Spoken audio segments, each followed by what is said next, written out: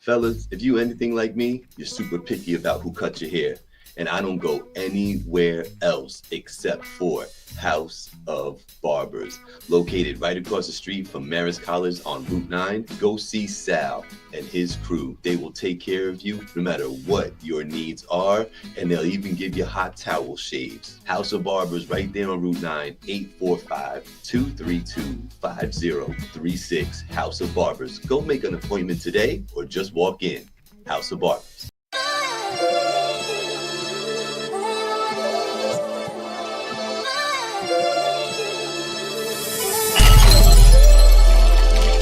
Ooh, it's finally TV, but you don't need cable or sling to see me. Black on his soapbox, Gabe in his bag. Now that's some real black ink. Load the 9 with the mag. First take, the last take. We can juggle the top. Like a barber with the clips, the way we talk in the shop. And since life was like a movie, we gon' stick to the plot. That's why we sponsored by the brand and scrape the white off the top. Get it? That means we dope. So I'ma need my brothers and sisters to stay woke. And we gon' lace the product with facts and straight jokes. The voice of the valley is here to spread hope. Supports a steep slope. They gon' have to let me cook. I don't know how to stop. From the culture to the music, anything else hot. Catch us every Tuesday once you step in the house. Cause all they really wanna know, what we talking about. I'm out.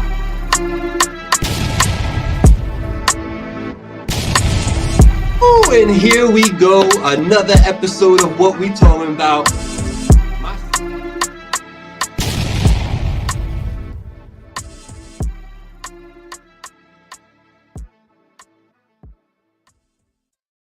What's going on, party people? It is your boy Gabriel back again on another Tuesday, 7 p.m. What We Talking About, the podcast. And as always, I got my co-creator and co-host, King Black, out in the building. What's going on, good sir? Shit. Yo, me and Black hooked up about 3 minutes ago. He hooked on, got into the feed, and we said no words to each other. I spoke to the air for a little while, and then we just said no words, and I just said, yo, we're going to go live because that's how we do. So y'all going to learn today what chemistry is all about. You heard me? Man, I feel good. I don't know why I feel good. I shouldn't feel good. It wasn't a great weekend. I didn't have a great time. My week kind of sucked. Today was kind of shitty. You know what I'm saying? But the weather's nice. I'm drinking coquito, and I smoked a joint. So there we go. So that's how we gonna patch that all up. You know what I'm saying? And salute to Angie. shout out Angie. Shout out everybody. You know what I'm saying? Shout out everybody. Shout out to the sponsors. You know what I'm saying? Shout out to House of Barbers for real. You know, shout out to all the supporters. Shout out to everybody that be tapping in and saying what's up to me and ask me when the next Voice of the Valley is coming out. I really appreciate those sorts of things. So nah, it's you know, I'm joking, being a little facetious, a little not, you know, like it wasn't the greatest week, man. Like, Talk about it, man. It's a podcast. Talk about it. Man, I just don't appreciate a lot of rain all the time. That's one thing that really messes with my emotions. You know, you got New York sports really put my boxes in a bunch. You know what I'm saying? That really did not feel good. You know what I'm saying? I noticed that I need to find some new music because I am listening to the same 17 songs in my car repeatedly every time I drive somewhere. Do you have that problem too when you jump in the car, or do you use the car to listen to new shit? That's a fair question. 80% what I want to listen to, 20% discovery. And that 20% only kicks in like when I'm actively in the mindset of discovery. God, like when music is like comfort food. When you find shit that you want to keep going back to it. So when I'm riding, I don't want to be having to keep looking at the steering wheel and hitting that button to skip. Skip. Right. NBA YoungBoy, skip. Right. Like I don't want to do all that. I just want to cruise. So right. My shit's on shuffle, playing my library. And then when I'm intentional about my discovery, you know, I'll give it a 30-minute session at a time. 30 minutes here and there. Or I'll let the new shit bubble up. You know, I would consistently, back when we used to do like whole album reviews, I would use my time driving to and from work to listen to that music. You know what I mean? Because, you know, I got like a 25, 30-minute ride. So, you know, I can get in a good hour of an album. You know what I'm saying? So like, sure. Especially if you just listening and trying to get a feel and skipping through to the next shit, you know what I'm saying? You could peep it maybe a couple times depending on.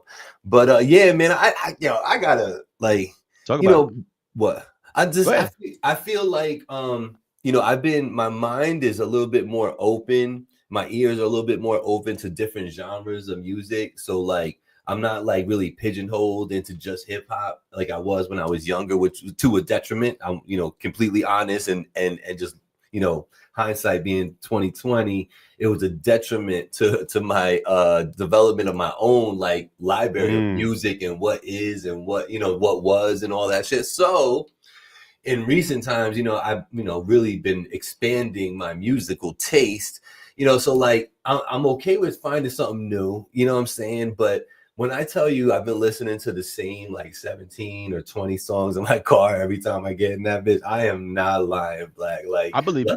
Like what you just said about I don't want to have to sit there and like the next song, now I got to find something before this one end if I want to keep it going. Nah, I ain't doing all that. You know what I'm saying? I'm not doing all that. So I gotta find some new music. You got any suggestions as to like is there a playlist or something somewhere that's specifically playing like new stuff that's out so you kind of see what's up, like a sample? Yeah, Rap Caviar. So yeah. Website, or is that the name of the playlist? Name of the playlist. Okay. Apple, Spotify. I'm assuming everywhere. Rap Caviar. I'm gonna check that out, man. I'm gonna check that out. You know what I'm saying? I need some. Listen, just it ain't. I'm not giving you the bad list. I'm giving you the list. Rap Caviar is the list. Okay. But remember, it's new, so you're gonna hate 95% of it. Right. I'm just letting you know. Just remember what you asked for. Right. Okay. Let's want to know what's out there. Okay. Rap Caviar. Yeah. Let's do that. How about you, sir? You hit me with ain't shit going on, but what's up? How was your week since we were last here on the What We Talking About show every Tuesday, 7 p.m.? I mean, my little person had a birthday, so I unplugged this weekend, bro. I spent, you know what I mean? My little person had a birthday, so we celebrated her, and she looked party? There was a party. There was a party. Yeah. You know what I mean? She was dressed up like a baby doll. It was the beautifulest thing of all time. So that was dope. So my weekend was that. I ain't do nothing else. Like I ain't do friends. I was in the crib. I was just me, the little person, you know what I mean? The fam, and that's what we did. That was my weekend. It was beautiful. And it was nice. Nice to not be tapped into nonsense. Is she going from newborn to toddler already? She's 77. Right? She's dead ass 77. Yeah. Yeah, she had that stage where she walked, left in front of right type shit. But then she realizes that she's walking and looks and be like, oh my God, I'm walking, and then falls to the ground right fast. Like, yo, you gotta stop. Yeah, panic attack. Like, what? Wait, hold on. You're not holding me? You feel me? But no, that's my weekend, gang.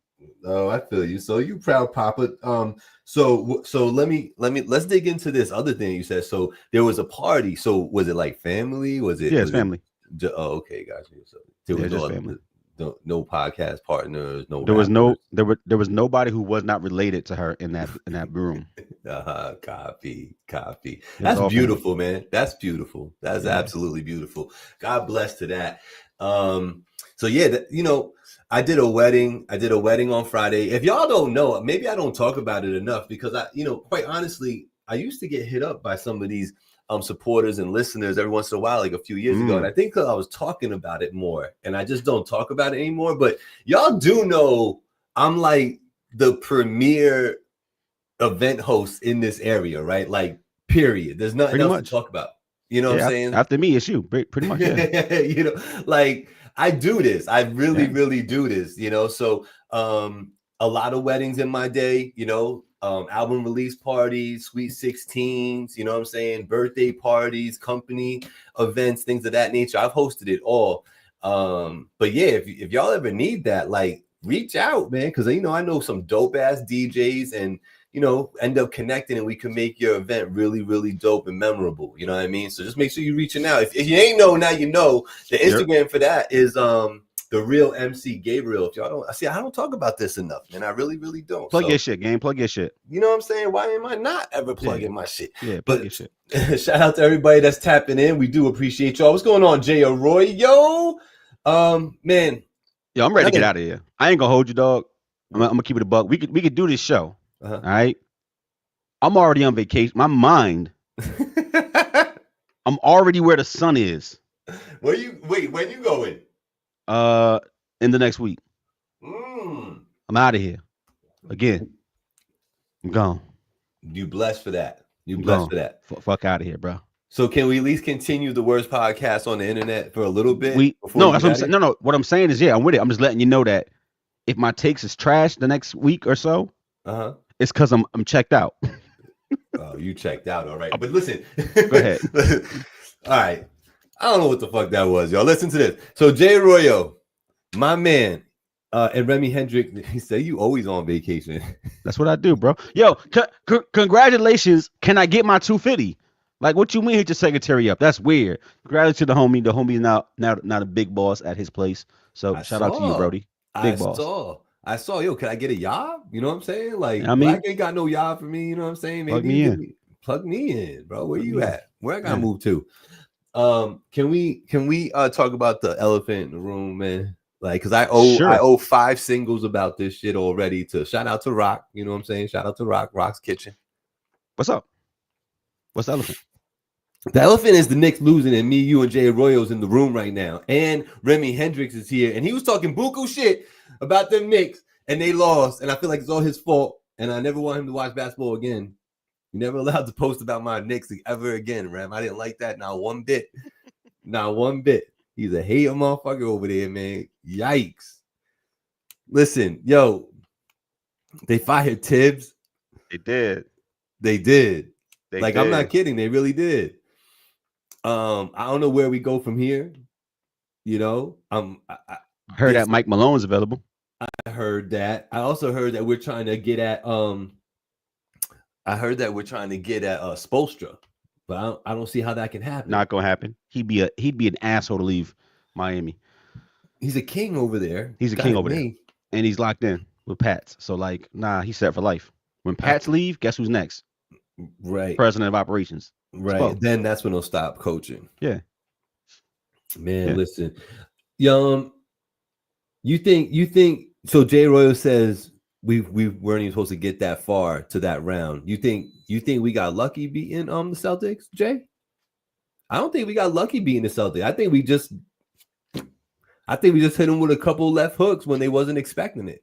You know what I mean? And then they man went down, and that was a wrap. What you think about that, Black? You think Tatum healthy? You think that ends any other way? I don't know, bro. I mean, like the playoffs every year, somebody gets hurt. Boston played every series last year. The main player in the other team was hurt. Every series, go back and look.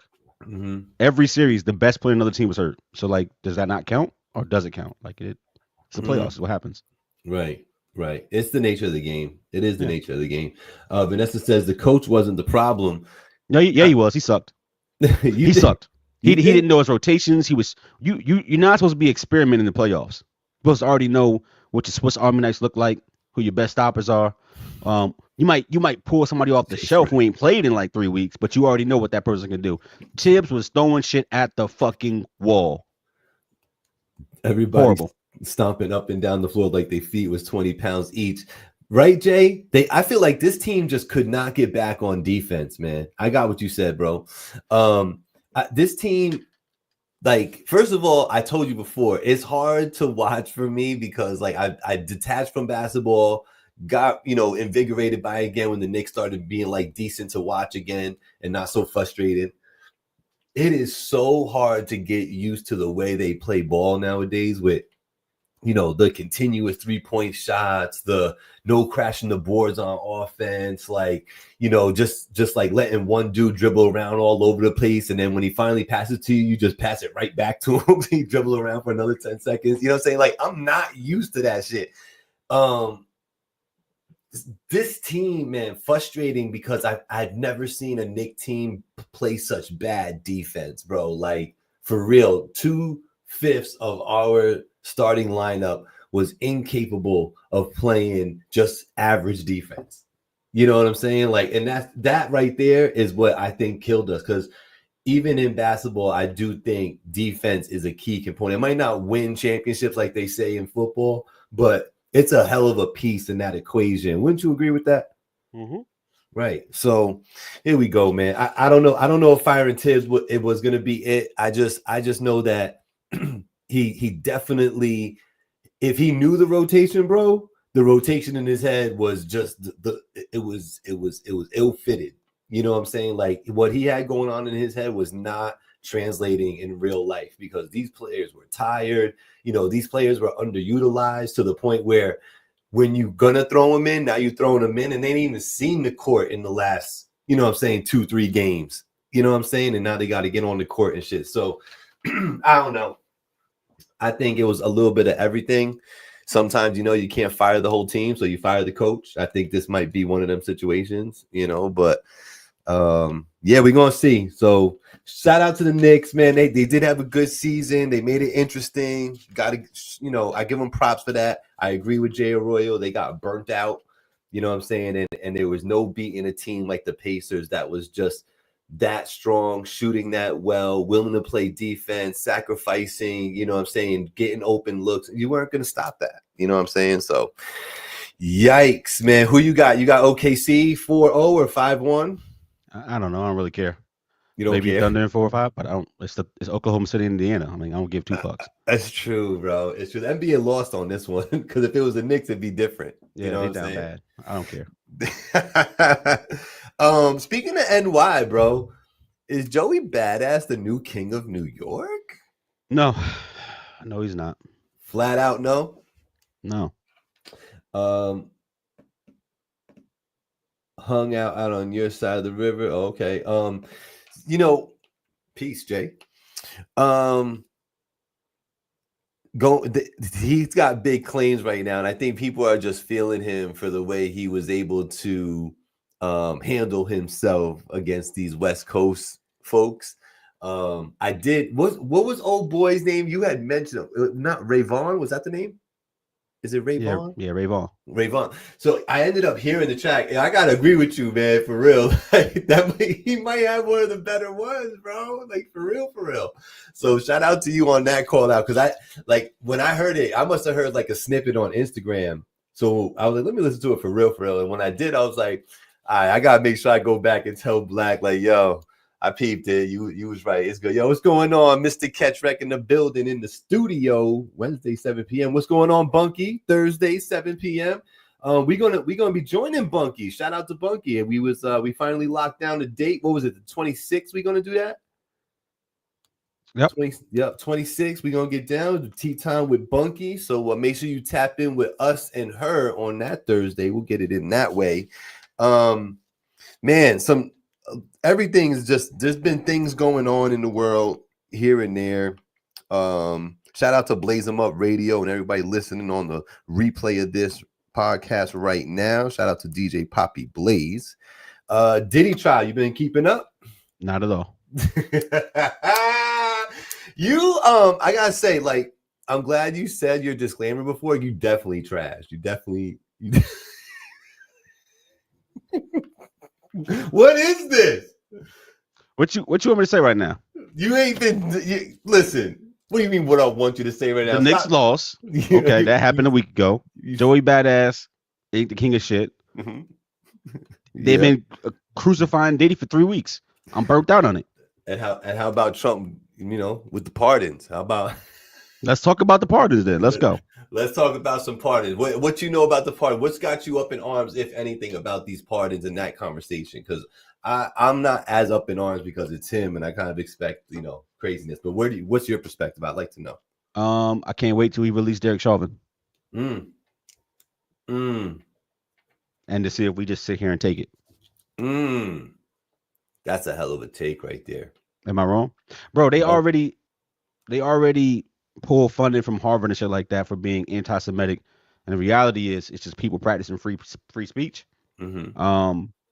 I'm a total line because I don't want to get demonetized. We need that 18 cents. But you should be able to say whatever the fuck you want to say, including up to, not excluding, your views on a war. So if you don't agree with one side or the other, you should be able to say that. And I don't think the people fighting that war necessarily matter. Whatever you feel about the war is the war. I don't think it has anything to do with people's beliefs and things like that. I think that the protest of any kind of mass killings or loss of life is bad for the planet and for people and the people who are victims to that. And I don't think that you decrying that should get you deported or locked up or kicked out of school. I'm sorry, I don't. I thought this was America, people. I thought like whether I agree with your feelings or not, like I ain't no white person going to jail for calling me a nigga. That ain't never happened. I've been called a nigga before. ER, hard ER. They didn't go to jail. They didn't get kicked out of the country. So like I don't understand you voicing your opinion about a war, how that's anti-Semitic, and that means you got to lose your funding as a college or get kicked out of school and lose your visa and get deported. So I'm not saying that being a racist or a bigot is okay. Clearly, all I'm saying is that freedom of speech goes every single way, and you can say almost anything that you want to say. And you should not be persecuted for that. And if you can't really state your views freely, especially in a peaceful manner, as a lot of these people at these college campuses have done, especially in a peaceful manner, then this ain't the country that I fought for. And I think it's a fucking shame that one person is literally dictating this based on their whims. It's a great point, and I'm glad you said that. You know what I mean? Because like I'm seeing more and more online with like, I don't know if you've been seeing it, but like trying to debunk like how he was transitioned into basically murdered, you know what I'm saying, on the floor right there, right? So there's people trying to debunk that whole thing, showing about where the pressure was with the knee and this and that and how it couldn't have done this. So when I start seeing shit like that and I'm hearing you say what you say, it's almost like it's like a precursor, like it's coming back up. You know what I'm saying? To like kind of like set the stage for that. You know what I'm saying? So I'm with you, man. I don't want to see that. You know what I'm saying? I like you say you want to see it just to see if you'll stand still. I want to see it just to see if people take it. No, I know if they'll stand still or not. I know. Or you're going to actually do the right thing. Right. We have all these opportunities to do the right thing, and the right thing is not left or right. Right. It's not an ideology, it's just the right thing. Right? Murder is murder. Right. So, you know, if the reason why I made the connection outside of just I think it's all a bunch of bullshit. If killing women and children in a different country is okay, and if killing a black man as a white police officer who's unarmed and can't defend himself is okay, then what are we doing? Right. Right. Because right is right and wrong is wrong, right? Ain't murder just bad? Ain't that how we as society live? Ain't that we as a species on this planet live? Big facts. Killing people is wrong, right? Unless it's justified. And yeah, I'm sorry, little babies in a hospital in the middle of the desert are not a threat to you. You don't got to drop a bomb on them. And somebody subdued on the ground with a knee in his back for 10 minutes wasn't a threat to you 9 minutes into you subduing them. Right. So if that's the bottom line, I don't really care about the color. Wrong is wrong, right is right. Right. So we just gonna stand around and let shit happen? I hope it don't go there. That's why I want to just go on vacation. If I seem like I'm just, you know what, bro? I told you I had like the best weekend just being in a space with my little person. That's so dope, yeah. So like, I think I'm a little burnt out on just everything. Because everything is politics, or if it's not politics, it's just dumbness. It's dumb. I look at the internet, bro, and I'm watching all this, like you talked about the pardons, and you could see the play coming when Trump pardons NBA YoungBoy. Like, you know what's next. He about to let out some of the most craziest niggas from prison. He about to commute all types of sentences. You know this shit is coming, right? But just the way our country's being ran in general, once again, for me, it's not a right or a left thing. It's just a thing. I brought up the Harvard thing, defunding a school because they won't because they won't do or teach the way you want them to teach. It's fucking crazy. How does a private institution get mandated to teach a certain kind of way? So not a lot of people just have freedom of speech, right? And you take away their funding and fucking deport their students because they won't do what you want them to do. What? You're the president of the country. I thought eggs was going to be $4 again. Right. I thought we was going to stop burning fossil fuels by 2035. Right. What the fuck are we doing? Big facts. Yo, the PS5 when I bought it was $449. Yeah. It's now $700. Get out. Go look at the stores, nigga. It's $700 because the tariffs. Wow. They don't raise the price 3 times in the last year. So the shit I bought 4 years ago is now costing niggas $700. Wow. Why are we not focused on the actual shit wrong with this goddamn country? We got the Gulf of America. Whip de fucking do. Now the maps can have a different name on them. Right. Eggs is still $8.97. Yeah. Yeah. I would man, listen. This week I hate it here, bro. I'm sorry. Yeah. I hate it here. I don't blame you. And I think you are echoing the sentiments of many Americans today. You know, I don't think you're alone, bro.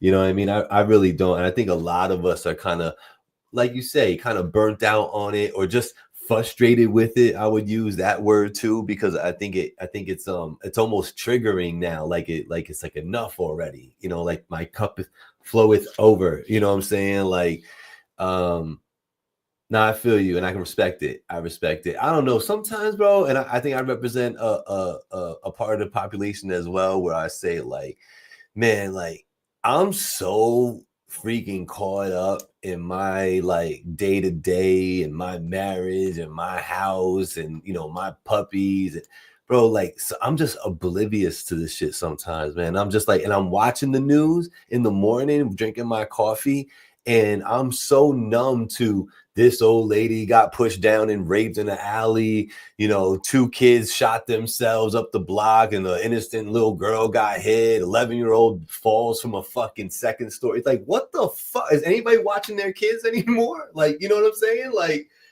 why are there so many young people in harm's way in the city? Like, the fuck? You know what I'm saying? Like, it's a different world, man. Definitely a different world. And I feel like I am becoming a little numb to it. And I don't know if that's a good thing. It might be good for my own psyche, but I don't know if that's a good thing for society, you know, because if you have a bunch of people who are numb, you know, not that I'm a bad person. I'm not saying that, you know what I'm saying? But like, you know, other people may treat their numbness to another power, another degree where, you know, they might see shit and just keep walking. You know what I'm saying? Yeah. Like I still feel like today, like if I see something fucked up and I can do something, I'm probably going to do something. I'm of that mindset. You know what I'm saying? I'm going to try to do the right thing, you know? But yeah, man, I feel you though, man. I do. And I sense the frustration that you have with it all. And I think it's just because it's just a bunch of craziness, man. It's true. It's like we come up, we're told we need to get educated. You know what I'm saying? That we're told we need to be responsible contributors to society and get jobs and, you know what I mean, do things the right way and get insurances that you're never going to need, hopefully. You know what I'm saying? Like, we all supposed to go through that. And then we get to here and there's all this bullshit happening. Didn't y'all do the same schooling and learn the same shit and the same type of manners and the way to treat people? Y'all didn't learn the same shit I learned? Because what's going on here? You know what I'm saying? Yeah, bro. I you know, I'm done with it. I don't know, dog. I don't know. Like, I don't know. Yeah. I don't know, bro. Yeah, like I was figuring out some shit. You know what I mean? I was doing some shit, and I looked, and I was like, "Yo, you know, I paid like a middle class salary just in taxes last year. Why are my eggs $9? That's no funny. That's not around an era. That's real. That's real life. Like, that's nasty work. At least to me, that's nasty. All the shit that we could be doing or improving upon in our own country, and what we're doing is actually treating, I don't even know, bro, treating politics like a choose your own adventure book or some shit. It's dumb. It's dumb, and I'm kind of burnt out, and I kind of feel helpless. In a lot of ways. If you think about the absurdity of certain other branches of government not actually challenging a president, then you're talking about authoritarianism. Politics to the side, Congress should check the president, the judiciary should check Congress, and it's supposed to be this circle where they all have powers to keep each other in check. and that ain't happening. And it's actually the people wearing the robes who are standing up the most and saying, "Yo, we're gonna just keep following what we know the law to be." Right. But shit like unilateral tariffs, not a presidential power, but Congress has a purse strings. We learned that in 5th grade. But Congress don't care because it's Republican. And if you think of how stupid that is, we just not gonna do our job because we Republican and we like Donald Trump. So we're gonna let him do whatever he want to do. Cost of go ahead. I would say this. One thing I have learned in these years on this planet, once you set a precedent, it don't go back into the bottle. Yeah, you can't. Yeah, once it's out the box, you can't stuff it back in. That pendulum will swing the other way, and when it does, I guarantee you that the other side of the aisle is going to take liberties in the same way. And while it may be gratifying to people who agree with people on the left, it won't be when you realize that pendulum is swinging further and further to the extremes, and we're leaning into authoritarianism.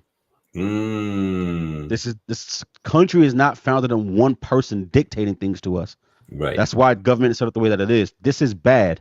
Even if you liked the things that are happening at different levels of government, the other two branches of government should not be complicit following the executive branch. They should. Right. I mean, the proof is in the pudding, and history repeats itself, Black. You know what I'm saying? For those that might be looking across the whole world and look at all these countries, all this inner fighting and this crazy and they're killing each other. Yo, we had our own civil war, straight up. You know what I'm saying? Like straight up. This country is not a newcomer to, you know, uprisings and you know what I'm saying? Like they'll take it there. You know, so it's interesting, man, what you say. It's a bleak future that you paint with that pendulum swing, man. You know, I feel nasty, Gabe, bro. Like I feel nasty, dog. I just want to play video games and talk about the fun shit, bro. What you got coming up that's fun? That's fun. Well, that ain't gloom and doom, dog. Well, I mean, we were talking about stupid people, right? Okay. I was gonna talk about how Travis Hunter got married and talk about that because we didn't give our thoughts on that. All right, hold up. You got a point of view. Go ahead, get your shit off. I will say it's a little. He's 21, bro. He's an idiot. He's a misinformed young man. I'm gonna let you get your shit off. He was a 19-year-old multimillionaire. So he's a 21-year-old kid. That's my opinion. Get your shit off though. All I'm gonna say is he don't have nobody that love him around him. Oh, he was a 19-year-old multimillionaire. So they can love him all they want. He not listening. Would you listen, Gabe? Do you think we talk about not being able to put it back in the box again? You think we fucked up by paying the college athletes like this? Yes. Yeah. Yes, we fucking did. Yeah. Yo, hit that like and share. Go ahead. We talk about pendulum swings. So here's a case in point. The NCAA made billions of dollars off of student athletes and said, y'all can't get nothing but this piece of paper that we give you after 4 years. Yeah. And then we course correct. You have the O'Bannon trial that started way back in 2007. Name images like this being used in video games, shit like that. All the college sports games stopped, right? Everybody's getting sued, and then the pendulum swings all the way to the other extreme. You cannot limit me making money. That's not fair. Antitrust. And you know what? On the face of everything, that's correct. What the fuck does me have to do with putting a basketball through a hoop? If I want to go endorse bratwurst from Oscar Mayer, I should be able to do that. Me playing college basketball has nothing to do with how I make my money on the side. I'm not wearing a North Carolina jersey when I do it. It's my face. You don't own my face. That's name, image, likeness. Right. So they're like, you know what? You're right. This is wrong. Go get your bag. And what it turns into is, cool, name, image, and likeness. But the reality is, you might do one appearance a season. You might go to one autograph session. What it really is pay for play. It's really an uncapped market. It's really, how much do I need to get you to come to the school? It's really free agency every single year. There's really no continuity in teams. It's really that every team in the top 25 let's just start with basketball because the rosters are smaller. 4 out of 5 people leave and they don't go pro. They transfer to another school. This is horrible when it comes to brand recognition and awareness of people and even following the sport. It's lit right now because all this money's being thrown around and shit like that, but this sucks. There's a reason why all the coaches are leaving. I'm not gonna get too hard on this sport. So about the finances. Cool. They not the NCAA, but because they had to. The courts overcorrected. NIL is here, and basically you have an uncapped market where people can get paid whatever that somebody wants to pay them to play a sport. And you know what professional league operates in that way? Zero. So why does college athletics work that way? It's stupid. And to speak to your point, that is why Travis Hunter was 19 and probably worth 4 or 5 million already, because he was the number 1 rated player in his high school class playing football, and because of NIL, some niggas paying him $4 million a year to go to Jacksonville State, and $5 and $6 million a year to go to Colorado with Dion, and he probably signed an autograph under that deal, and basically was paid for play, and he got a bag. And when you're 19 and you're a multimillionaire, I promise you, as a nigga that was up $300,000, $400,000 and thought I was living it, that nigga can't be told shit.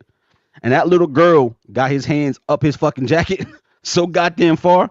Oh my God. He's stupid. Where his big brother, where his uncle, where his daddy at. That's what I'm saying. Somebody need to put hands on that boy. And I feel bad because Mr. I'm not getting a prenup, I love her is going to be broke in 10 years. Now, do you know, shout out to Rock and Rock's Kitchen. I see you in here. And yes, we definitely got to talk about on the 13th. I got called into work, brother. I got to go do an event. So it might just be a you and Black thing, but I'm going to send you your $5 with Black. So he'll have that for you in crispy ones. I won't be there. You're not going now? I just told you I'm out of the country. You leaving during that time? Yeah. Shout out to Rock's Kitchen. Yo, so I don't know how well you know the rules, and I didn't see anything. Are the colleges allowed to pay the students directly? Right now, today, not directly. No. Okay. But they're finalizing a settlement so that they can pay one.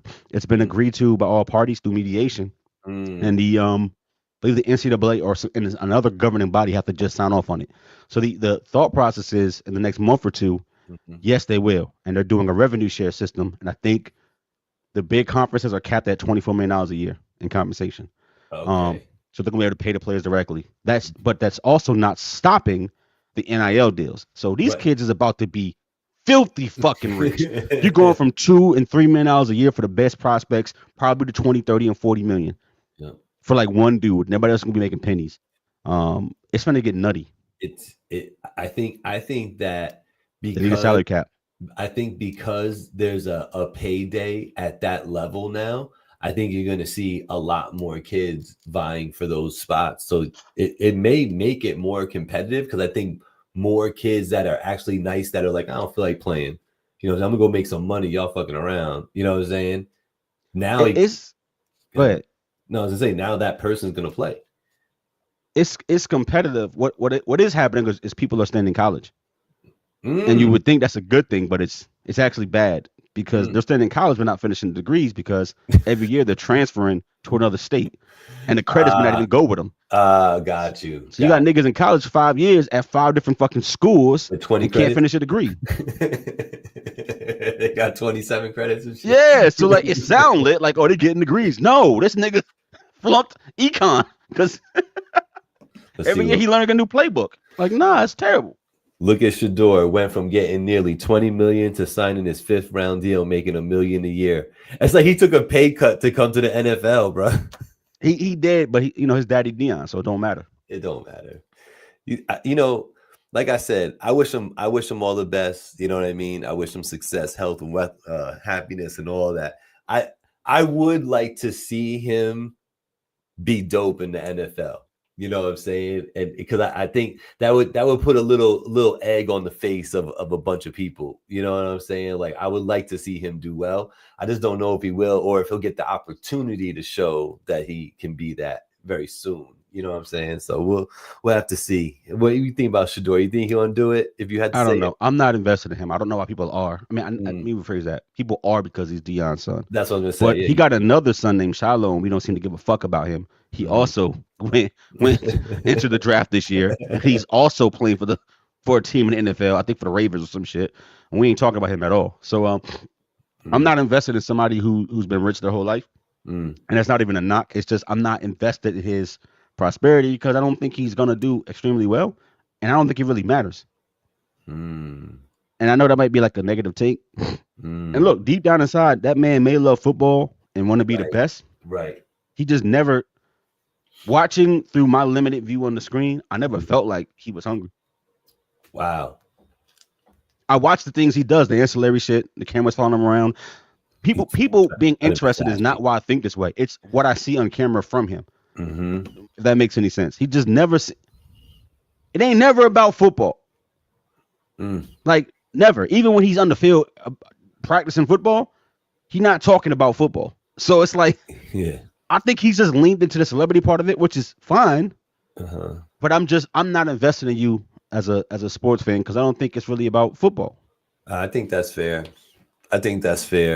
And like you say, it's like where I mean, I don't want to say because I don't know him, but it's like, where does the drive come from? Like, why are you even on the field? It's because your pops did it that way, and that's the way, that's the path. You know what I'm saying? I hear you.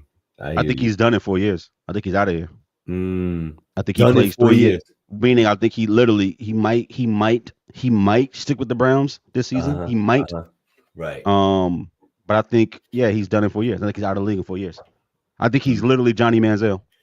And I think Manziel was better and more interesting to watch. But he'll have a podcast, so that's the wave now. Sure. You know what I'm saying? Sure. Him and his brother? He'll be, the Sanders boys? It's already ready made. It's already... It's kind of like LiAngelo Ball, like his little rap career. Like, I don't give a fuck. Like when I what's the impetus? Like, you're not good at basketball. You're not good at rap. Your brothers went to the league. Right. I get it. And your dad had you on TV at 16, but you always been the trash brother. Why do I care? Right. I don't just Gay, being that everything is on the internet, let me ask you this. We all on the internet. So why do we still how come certain, like, you see that white girl that be doing that line dance that she stole from the black girl? Little itty bitty white girl who does this little hip rolling motion that she stole from the black girl. Okay. And then she went viral, and now she's going around doing $40K a show for 5 minutes on stage doing the same 3-step. God bless her, man. I can do a 3-step. I can't. It's fucking nuts. It's society. I hate y'all. Y'all will put a cardboard box on if you could. And you read the comments like, "Go Queen, get it." It's like, yo, y'all niggas is weird. This is interesting to you. This little 20-year-old girl doing this whack ass hip gyration. She ain't even got the crazy proportions. It's just a white girl who was rolling her hips, who stole the dance from another person who went viral. And now she's viral. And y'all paying 40 racks for her to come on stage. Bro, I saw the show. Why you hating? Listen, I'm not hating. Hear me out. She taped her entire performance at this place in Tennessee.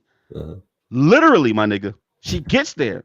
She walks directly to the stage. The entire thing was like 4.5 minutes, Gabe, where she did this little hip gyration, right? And then she got off the stage, went to the back. They gave her $40,000. She left. Go girl. Y'all niggas is stupid. Wasn't nobody in the crowd dancing. Wasn't nobody turned up lit. Just the promoter saw her on the internet, saw she had one viral post, and I'm going to give you 40 bands. And people came and paid 40 bands to stand there and not even be entertained as she gyrated for 4 minutes and then left. The world is done. We finito. We fucking cooked. We cooked. And I can't grab a piece of this pie. So I will go out there and 10-step for fucking $10,000. I don't care. You know what I'm saying?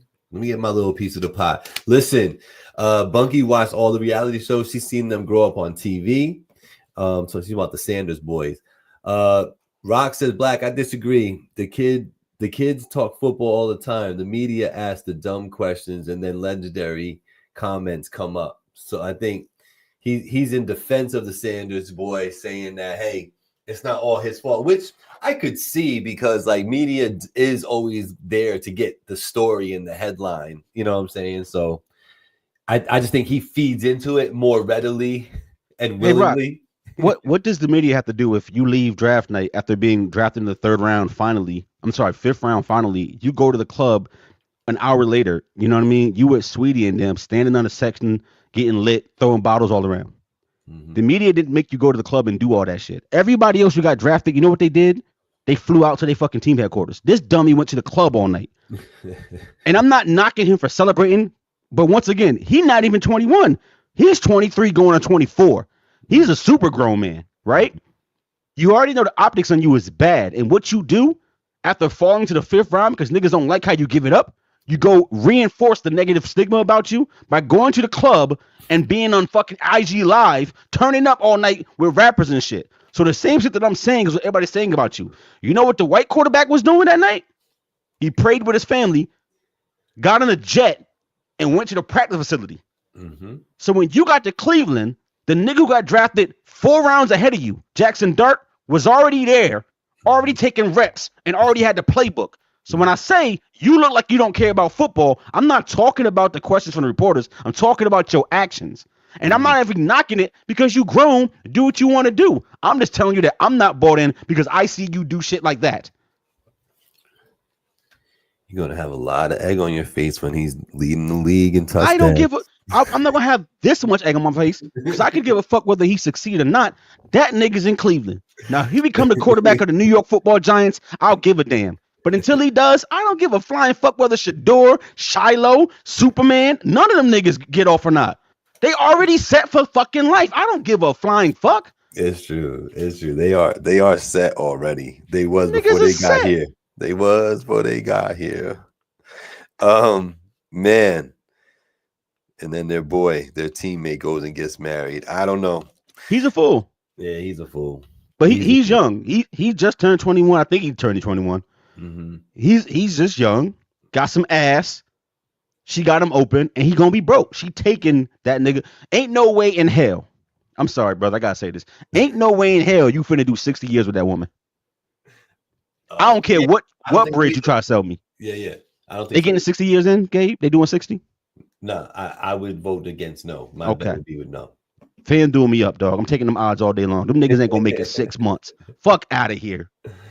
Bunky's gonna be watching them. Bunky is bought in on the Sanders brothers. We could talk about it on that Thursday when we catch up with her. That might be a good topic. See why I think they were really good. Oh, she's talking about the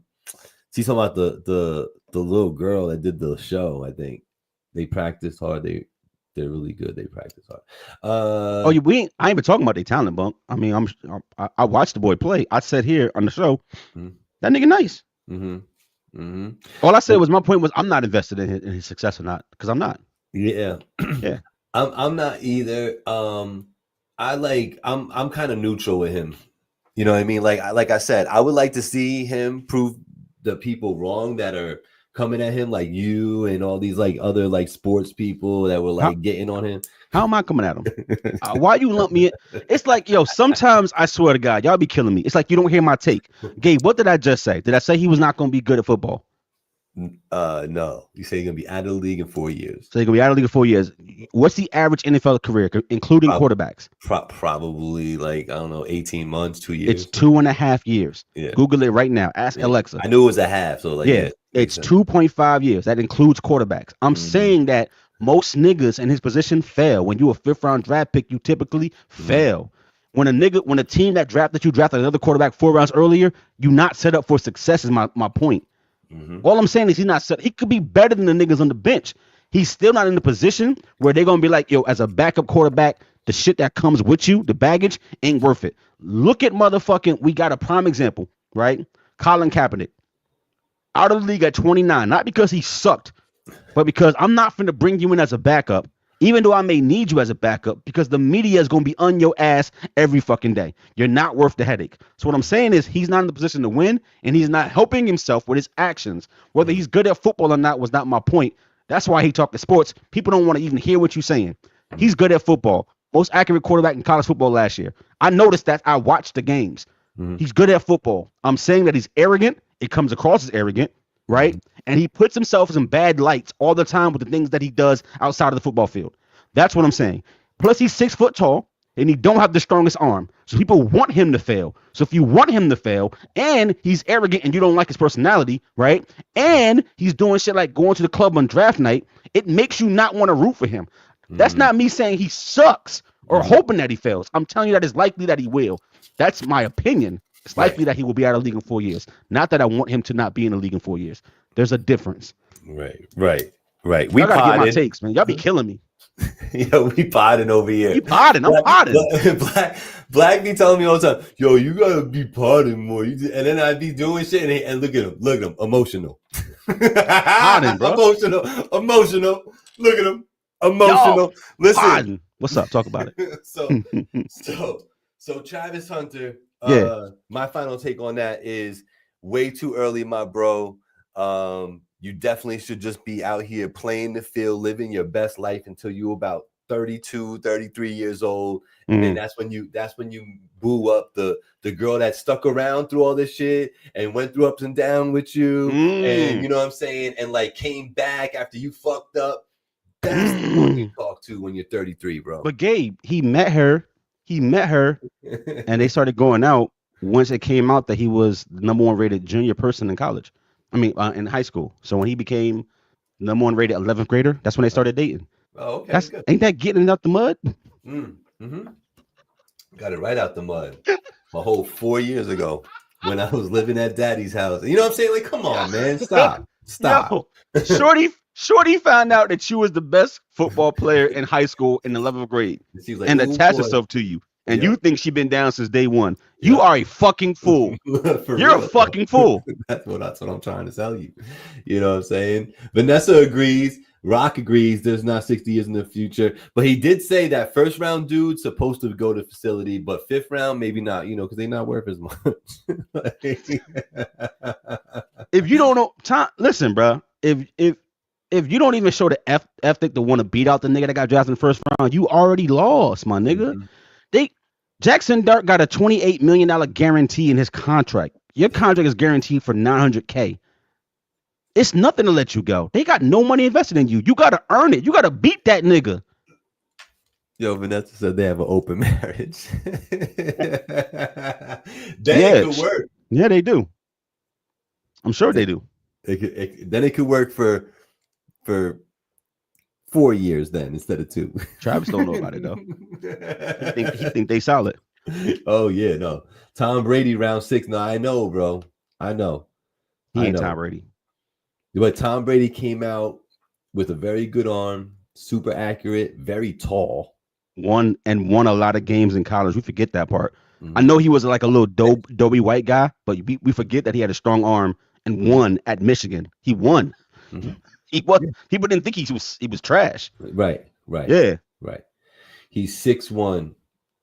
Brady's not 6'1". Oh, you mean Russell Wilson? Yeah, Russell Wilson. But Russell Wilson is 5'11". And I've watched him throw to the linemen's backs and helmets before. Yeah. Dead ass. You know what I'm saying? Dead ass. Because you know what it is? The line. It's not Russell's fault. The linemen, bro. They're like fucking 6'7". They're giants. Well, this is the problem. Like him being 5'11" or 6 foot wouldn't matter, but your O line is 6'5", 6'6", 6'7". Yeah, bro. Yeah, huge human beings, bro. Like, my goodness. So yeah, we gonna see, man. Football is one of my favorite sports to watch and like get involved with, fantasy football and the whole nine. You know what I'm saying? So I'm excited for all this stuff. So we're gonna see what it is. Yo, Bunky, you like that him with the emotional, right? Get him, Gabe. Let's see. What's he saying? And when Shador shows them why they're wrong, don't hate when he sits out for a new contract. Now, he ain't going to hate. He going to get his money. Contract. That boy is not making this no second contract. He had one great half a season. Who was I just talking about? He had one great half season. Oh, you're talking about Brady at Michigan. Yeah, I'm saying, because I remember when he was playing at Michigan and he had to come off the bench because either somebody got hurt or they was iffy on whoever the starter was, and they brought Tom in, and he just started going. He went nutty for that season. Yo, I know that you're a fan of and appreciate at least past works. One, Lil Wayne, and he is now going to be releasing the Carter 6. Top 5 DOA, Lil Wayne. Hey, by your reaction, I'm gonna say you don't give a fuck. What about my reaction said I don't give a fuck? I just said top 5 DOA. You ready for this, Lil Wayne? Yes. Carter 6. Yes. Do you expect him to have some lines in there that are gonna make headlines? No. Ooh, no headlines. You don't think he's gonna take shots at Jay for the Super Bowl shit and all that? I don't. You don't think Jay-Z he paid in his that. feelings? He be getting Jay-Z high, paid bro. that man taxes. What are you talking about? No, he's not gonna shoot at Jay. What is up with you? No. Ooh, No. listen, if I'm over here being a prophet, don't get mad at me, man. Yo, and Slick Rick, you right. Slick Rick is dropping a new album. I think is it called Soldier? Something like that. But yeah, Slick Rick and this dude. But this one's dropping. Did you just call Lil Wayne this dude? Yeah, isn't he this dude? The disrespect. Yo, put some respect on Weezy F Baby. Tell me why. Tell me why I need to do that. Because he's fucking Lil Wayne. Because he's Dwayne Carter. Yo, what's up, my dude? That's what I would say if I saw him. Oh, what's up? I would say, yo, Lil Wayne. What's going on? I'm Gabriel, finally TV. Nice to meet you. That's what I would say to him. Wayne was fish grease for a decade. Wayne is him. Wayne is not him, bro. I'm sorry. Here's my hot take for today. You don't Lil consider Wayne's Lil not Wayne even in the top 10 when it comes to rapping. Yeah, I'm not even gonna talk back. You want to troll, you can troll by yourself. Go ahead. I'll just start naming rappers that are better than him. Go ahead. Just lie. Go ahead. Talk about it. Who's better than Lil Wayne? Jay, Nas, Big, Royce of 5'9". Okay. So we just gonna lie. Got it. Copy. I'm not lying. These are better rappers. You're out of your fucking mind. You are out of your fucking mind. Manj. You are out of your Big L, Big Pun. Let's see. I've named 8 already. Who else would I put up there? Damn, he might make it into my top 10, bro. Who would I? Oh, Black Thought. Done. That's easy. Black Thought is destroying this kid. I'm not trolling. He's better than him. He's a better rapper than Lil Wayne. If you don't think so, you can. Oh, DMX. Boom. There we go. DMX is my number 10. So who are you going to take out of my top 10 to put Lil Wayne in there? I didn't even mention Drake. Because he don't rap like these 10 dudes rap, like I said. Redman. Yo, what's going on? Yo, oh, now I woke Shad up. Look, I woke Shad up. Look, Gabe bugging. He said, nah, no good, nah, yeah, Shad, nah, he not even in my top 10. I named 10 rappers. Who you taking out? You gonna tell me you're gonna take out Pharoah Monch? Pharoah Monch would embarrass Lil Wayne in a rap battle. Embarrass him in a rap battle. If we ciphering, Lil Wayne getting destroyed by Pharoah Monch. So who you gonna take out of my top 10? Who? I'm still waiting. And I didn't even put Redman in there yet. Or Method Man. Both of them are better than Lil Wayne. Yo, I might have to go to 15. I'm proud of you, Gabe. I've been trying to get you to podcast for 7 years. I'm proud of you. Go ahead. Talk your shit. Saying, I'm here. I'm trying. No, everybody quiet now. What you want? Yeah, I said Redman. Shot, were you crazy? Come on. Tell me who you taking out my list, because I'm still waiting. Because you're not taking Royce out. You're not taking M. You're not taking J out. You're not taking Nas out. Big L. He ain't fucking with Big L on his best day rapping. So where are we going with this? Let's talk about Mos Def. Oh. Don't argue with fools. People from a distance can't tell who is who. Go ahead. You want to just keep on shitting on Finally TV and Gabriel Rivera's name on the internet? Knock yourself out. Go ahead. Put Wayne in the 40s. He's probably the 40th best rapper of all time. Go ahead. Continue. Listen. Turk is better than Lil Wayne. Go ahead. Redman is not slept on in this corner of the house. And as a matter of fact, Black and I have talked about Redman, and he ranks fairly well on his list too, as far as dope rappers of yesteryear. Yeah, he top 100. Red's one of them ones, man. You definitely trolling. Yo, shout out to Jay Arroyo voice shot. Listen, let him have it. He in his bag. Wait, he in his duffel. I'm done. Nobody has said not one thing about any of the 10 rappers I said on who you're removing to put Lil Wayne in my top 10. I'm still waiting.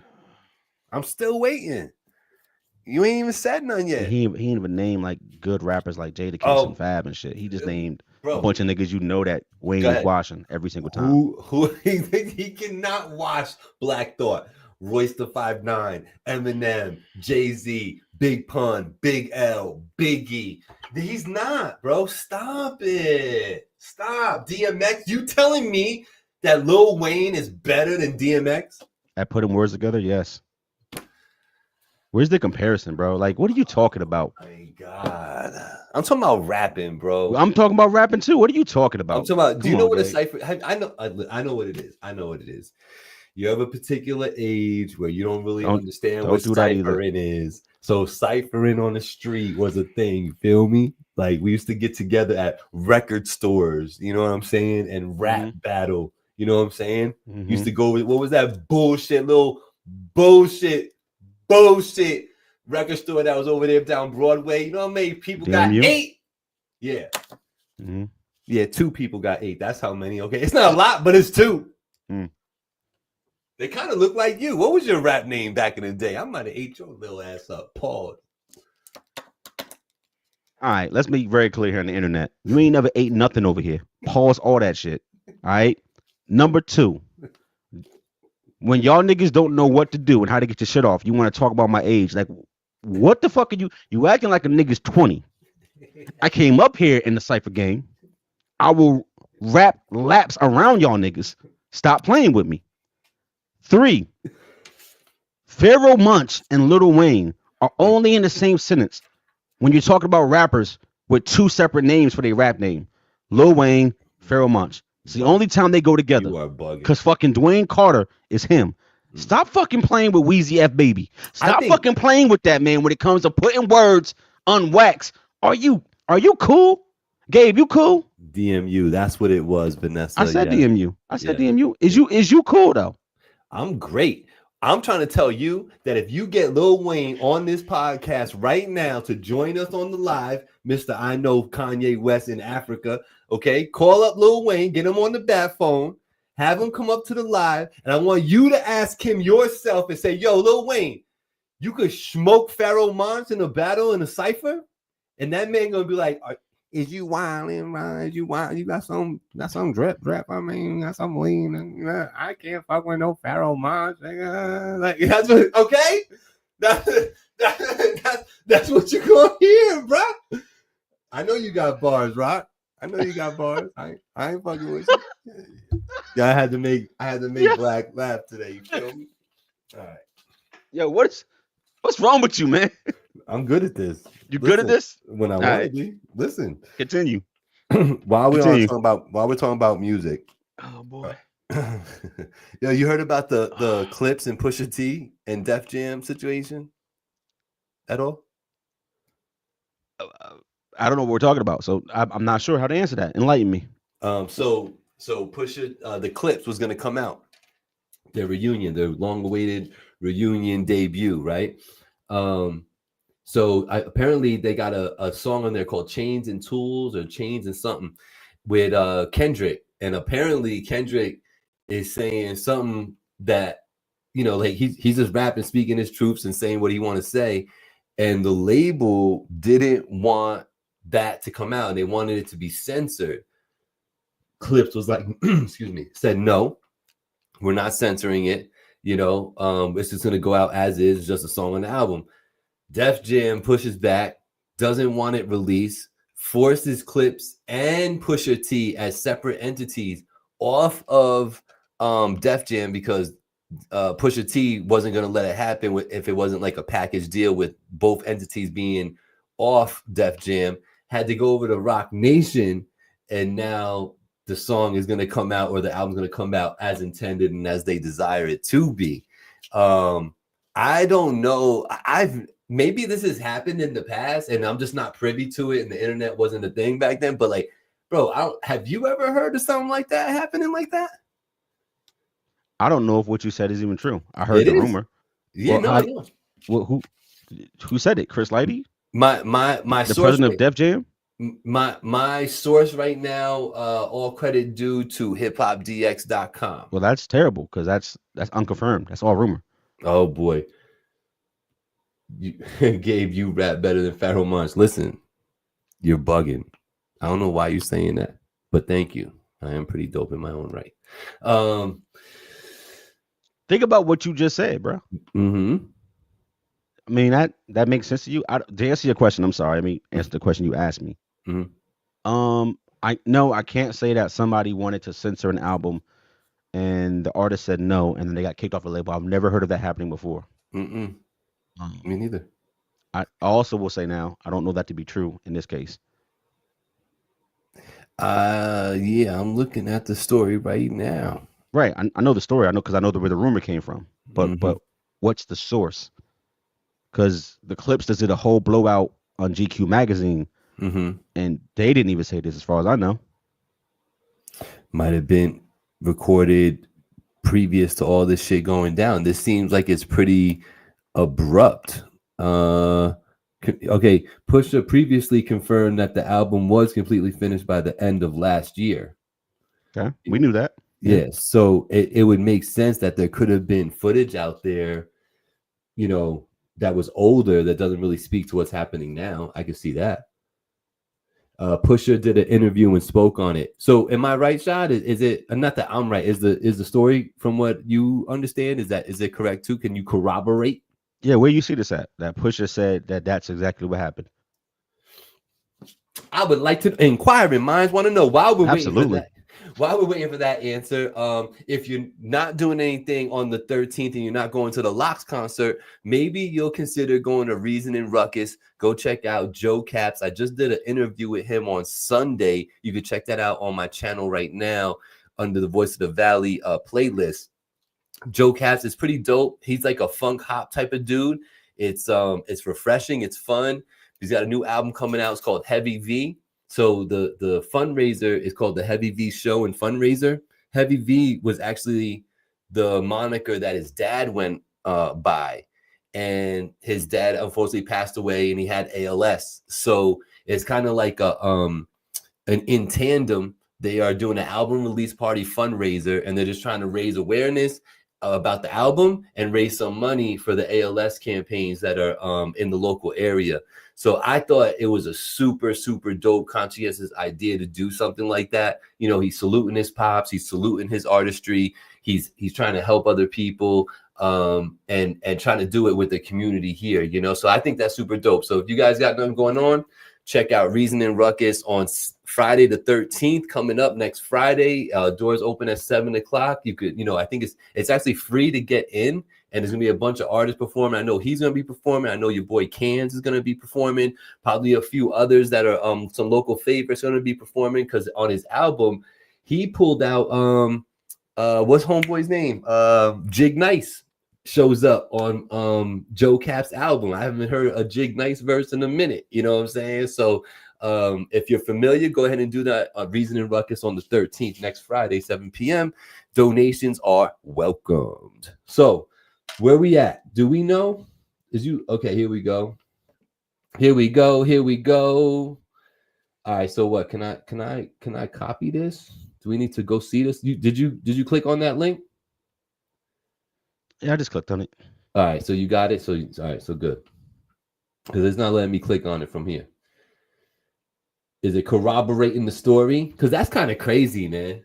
And now I want to know what the fuck Kendrick. What you say, Kendrick? That you got these dudes kicked off Def Jam? Like the fuck? You know what I'm saying? Like Rec Boy shot in the studio with the Rec Boys mañana, Wednesday, 7 p.m. in the studio with the Rec Boys, Facebook, YouTube, and Instagram. You heard me? Check it out now. There's your drop, Shad. Just go ahead and clip that up. You know what I'm saying? I'm giving free drops know what I'm saying? What else do I got on my list? What else do I got on my list? Oh, I wanted to ask you something, but yeah, I hit everything on the list. Man, we are good. We are very, very good. So the story with Pusha T. I just read it. Okay. So where we at? Corroborated? Yeah, he Pusha saying it. He said that they wanted to drop the clips as an act because they wouldn't listen to him about dropping K Dot's verse. Mm-hmm. He doesn't say why. Right. But and then Push said, well, that's not gonna work. But if you let me go as a solo artist too, we'll both leave. Right. So they wasn't trying to get rid of him. They were trying to get rid of the clips that shelved the album, I guess. Right. And he said, if you just let me go, then we'll go somewhere else in totality. Yep, exactly. Yeah, that's what I read right here. Yep. So that's kind of crazy. I think that's a little unprecedented. I don't think I've ever, maybe back in the day, before my time, it's happened. But I have in recent years, I don't never seen no shit like that. They wanted me to ask Kendrick to censor his. Oh, he's just reading back the so y'all can read that if you want, but it's just saying what Black was just reading. But I appreciate you, Shad. Yeah, absolutely. You. But yeah, so now, but doesn't that it like kind of raises a little curiosity? It's a good marketing ploy, no? This is no harm for Def Jam, right? But it could do good for them. Sure. I mean, they're not even signed to Rock Nation though. They just have distribution through Rock Nation. Mm-hmm. Mm-hmm. Yeah. Well, I mean, that's all they needed because everything was done. Right. It's not like they needed to record anything or get it pressed. You know what I'm saying? I'm just saying that they're not Rock Nation artists. That was my entire point. Right. Okay. Yeah. That's fair. He probably was talking about Drake. Probably. I know what I did hear was part of the reason that Def Jam didn't want it, and I read it from that same Hip Hop DX article, but they were saying that because of the lawsuit right now that Drake's got going on, that they didn't want him to stir the pot in a certain way. So like. And make it somebody that was still complicit and smear. You know what? I mean, Drake. I mean, it works. It's bitch shit, but it works. I guess sue somebody and then they gotta capitulate. But that's whole shit. Yeah, it really is though, right? Happy birthday time to Angie. Because you know who else said that was whole shit? Pusha T in this article. That part I read. Before. This is whole. This is whole shit. What part is whole shit? The suing somebody, bro, because you lost the rap battle. You pussy. Like let it go, nigga. Oh yeah. Let it go. Like, this shit is so stupid. Mm-hmm. This shit's so stupid. And the bad part is, we need Drake. Because without Drake, we don't even get traditional hip hop no more, I think. Like, yeah, he sings and harmonizes and all that, but he still actually raps when he wants to rap. And I think he's one of the few keeping actual just rapping alive. Even though he dubs all other kind of genres and still shit, he still will give you 3 songs of just bars. I don't know. I probably look to somebody like M for that. I can't fix my mouth to say what you just said. That out of the relevant rappers in today, that Drake is one of the few that still rap traditionally. What's wrong with what I just said? Him, Cole, Kendrick, they're like the last of a fucking breed, and they're all about to be 40.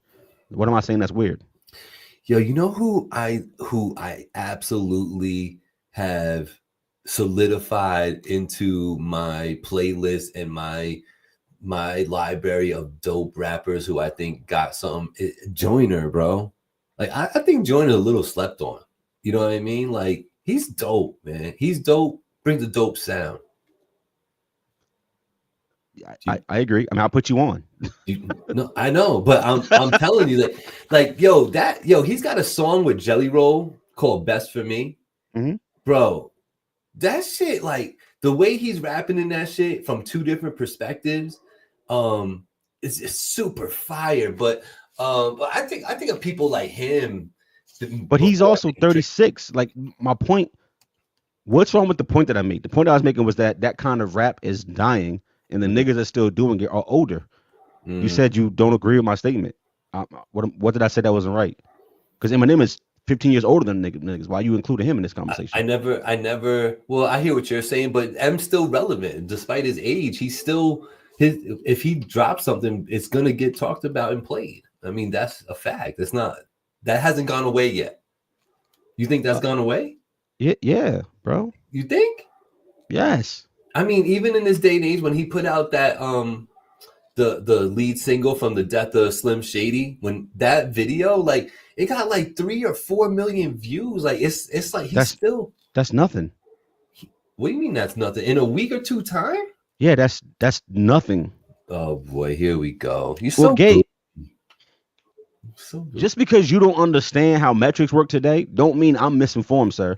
So a poppin' music video, they doing 30, 40, 50 million dollars in opening 24 hours. You're talking about 4 million. That ain't shit. Like viral videos on TikTok do 10 million in 8 hours.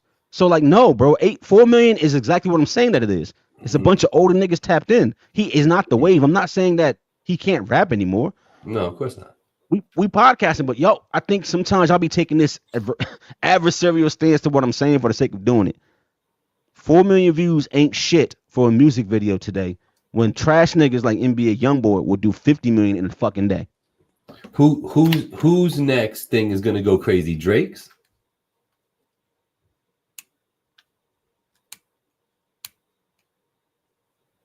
I think he's talking about Drake. He about to drop a new album. Drake need to do something right now. I feel like he's dying on the vine right now. I don't think so, bro, because Nokia is going fucking dumb. I know. That record is going dumb. It is. It went worldwide too. Yeah. It's in Europe like a motherfucker right now, going crazy in the clubs. Like, you know who should be mad? Who? Party Next Door. Word. Because the 3 records that went on the top 40 are the 3 records that Drake did solo. It's the 3 rap songs on the album. And none of the party joints up there. It's Brian Steele, which is Drake rapping by himself. It's Nokia, which is Drake rapping by. If you're Party Next Door, you got to be disgusted that not a single song what you wanted from a whole album. Fault. That's your charted. fault. And that's his fault. Just the Drake solos. Oh, Joyner Luke is about to drop a new album. That's dope. Yeah, I'm out. I'm looking out for that. Man, what a week. What? I'm embracing the era that I'm in, bro. When I'm listening to like Ride 49 and what the hell, right? And girl, you look fucking sexy. Girl, you look fucking sexy. You heard that song? With Sexy Red and Ride 49? That shit is terrible. Girl, you you motherfucking sexy. Girl, you so motherfucking sexy. That's the whole hook. That's the whole hook. That shit is like 20 from the charts right now. Flaming. Girl, you so motherfucking sexy. What the Oh, I hate y'all niggas. Expeditiously, I hate y'all niggas. When you said you got to find new music, Gabe, I understood what you meant. But I'm telling you, bro, I think I'm at the point where I'm damn near out of it. Like none of this shit is catching me. Like, and I don't even think it's taking elite songs for me to like them. I don't even like the bops out of the bops. And there was this viral post that went off. I think it started last night, but today's making the rounds. But this girl was like, yo, she got to be like 22, 23. Yeah. I don't want to go to the club anymore because they keep playing songs from the early 2000s. And they was flaming her ass up in the comments, basically saying it ain't our fault that the last 10 years of music, y'all can't make no bops. None of this shit is fun. None of this shit is dance worthy, right? The only songs that people actually listen to in that kind of setting is like them popping pussy songs, and they kind of get tired real fast, so they have no longevity. I don't want to hear "Getting Sexy" no more in the club. This is basically what the comments is saying, flaming her ass up. I don't know if y'all saw that post or whatnot. My point being is that, bro, the reason why 2000s music has endured so strong in modern club scenes and modern lounge scenes, it's some of it is the age of DJs. But I think the second part is that those are the best records to play. Right. Period. I'm not dancing to what the hell? What the helly? Right. What the hell? And I bet you if you brought out like a frequency tester, you know what I'm saying? I bet you those songs are on a frequency that's more in line with what jives with human beings than the new shit is today. Because today's day and age, it's about just being, you know, trying to stand out by being outlandish. You know what I mean? And it's reflected in the music. And it's like, you can definitely experiment with music. That's how we have some of the dopest music today. Some of those classic shit was an experiment. But within within a certain frequency, though. You know what I'm saying? Or a certain radius of that, because now they doing shit like you just said. Like, who in their right mind, when you imagine you sitting in the studio, you and Rem, right? You so motherfucking sexy, right? You so motherfucking sexy, and you got like Niasia or somebody in there with y'all. You know what I'm saying? That's the hook. That's you feel comfortable with that? And it's going off on the playlist because you don't understand. It's a vibe. Like, no, we get it. That's why none of this shit goes in the club. We get it. We don't like it. Y'all listen to it for 3 weeks in the car and then y'all off of it. Yeah. It goes viral for a week on TikTok, then y'all off of it. Like, that's why, because this shit trash. And I think they recognize that it's trash, but they just say, don't hate me for liking it. And I understand the point. It goes viral. It's a bop for 17 days. Great. You don't hear it in 6 months in the club because it wasn't sustaining. If it was popping, guess what the DJs would do? Play it. Right. They want to get y'all lit, but every time they throw it on, y'all be just standing there. Exactly. So they're going to throw on, girl, the way you moving, got me in a chat for the 15,000th time. Because niggas is dancing. Yeah, exactly. And we already played it once. We don't play it again. We don't play it again. That ass. Let me ask you, talking about being out and about with people and all that. This is one question I had written down for, and specifically for somebody like you who does not really partake in the marijuana world and business, right? Ooh, tell them my business. All right. I know.